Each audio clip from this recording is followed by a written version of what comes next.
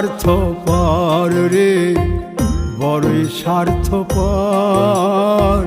বুকের মাঝে জায়গা দিলে যতন কইরা ভাঙ্গে রে অন্তর। মানুষ বড়ই স্বার্থপর রে, বড়ই স্বার্থপর। বুকের মাঝে জায়গা দিলে যতন কইরা ভাঙ্গে রে অন্তর।